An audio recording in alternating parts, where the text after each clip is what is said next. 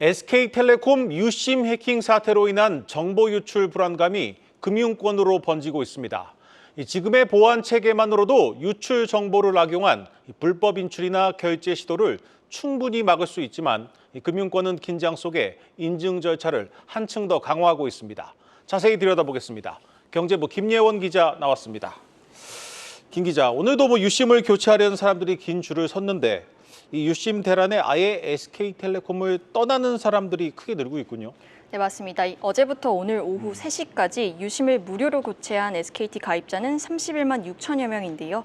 이는 전체 가입자의 1.4% 수준입니다. 네. 아직까지 대부분의 가입자들이 유심을 교체하지 못한 거고요. 이 때문에 아예 통신사를 바꾸는 사람들도 크게 늘었습니다. 어제까지 가입자 3만 4천여 명 넘게 이 다른 통신사로 이동한 것으로 나타났습니다. 결국 이제 보이스피싱이나 스미싱 같은 2차 피해에 대한 걱정 때문일 텐데, 우리가 가장 궁금한 건 이 스마트폰으로 하는 금융거래가 과연 안전한가 이겁니다. 어떻습니까? 네, 이번 유심 해킹 사태에서 가장 불안한 점이 바로 금융사고인데요. 이 해킹당한 유심 정보로 명의를 도용해 내 계좌에서 돈을 빼가지 않을까 하는 걱정입니다. 네. 일단 은행권은 당장 유출된 유심 정보를 활용해 실제 금융거래를 하기는 어려울 것으로 보고 있습니다. 이 새 단말기에서 통신사 인증을 하더라도 추가로 복수의 보안 인증을 거치게 돼 있기 때문인데요. 대부분 금융사들이 휴대전화 인증 외에도 계좌 비밀번호 확인, 신분증 촬영 등 자체적인 추가 인증 절차가 있습니다. 해킹으로 얻은 유심 정보만으로 이 새 계좌를 열거나 대출을 내는 등과 같은 금융거래는 사실상 불가능하다는 겁니다. 또 이 카카오뱅크나 토스뱅크 등 인터넷 은행들은 이미 1인 1기기만 이 모바일 뱅킹 앱 사용이 가능하다고 밝혔는데요. 기기 변경 시에는 비밀번호 인증이나 신분증 확인, 안면 인증 등을 필수로 진행해야 하는 만큼 유심 복제로 기기를 개설하더라도 해당 기기에서의 금융거래는 사실상 불가능하다고 설명하고 있습니다. 네, 일단 지금의 보안 체계만으로도 충분하다는 게 이 금융권 얘기인데, 그래도 가입자들 불안감은 좀 가라앉지 않고 있습니다. 네, 그래서 이 금융권도 더 철저히 부정 거래를 막기 위해 보안 대응 수위를 좀 높이고 있는데요. 네. 우선 이 대부분 은행들이 얼굴 인증 절차를 추가했습니다.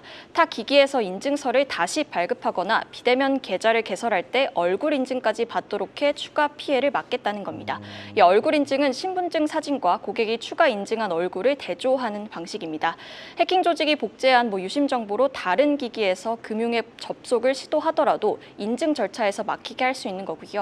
이 밖에 NH농협생명, KB캐피탈 등 이 복수 인증 절차가 없는 일부 보험사나 캐피탈 등은 SKT의 휴대전화 본인 인증 서비스를 아예 중단하기도 했습니다.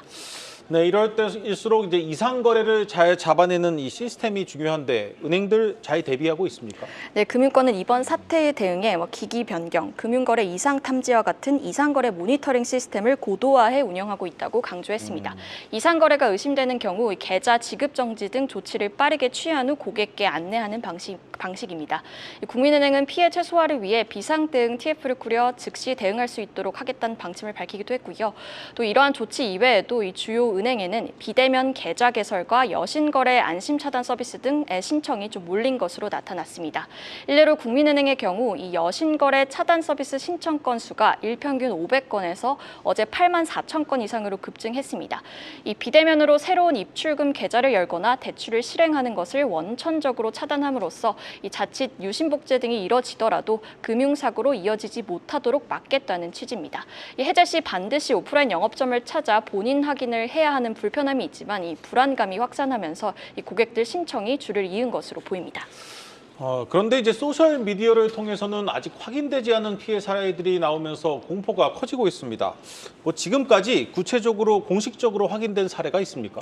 네, 금융당국은 아직 구체적인 피해 사례가 확인되거나 접수되진 않았다고 밝혔는데요. 현재 금융권 상황을 정밀 모니터링하고 있고 필요시 추가 조처를 즉각 시행할 계획이라고 강조했습니다.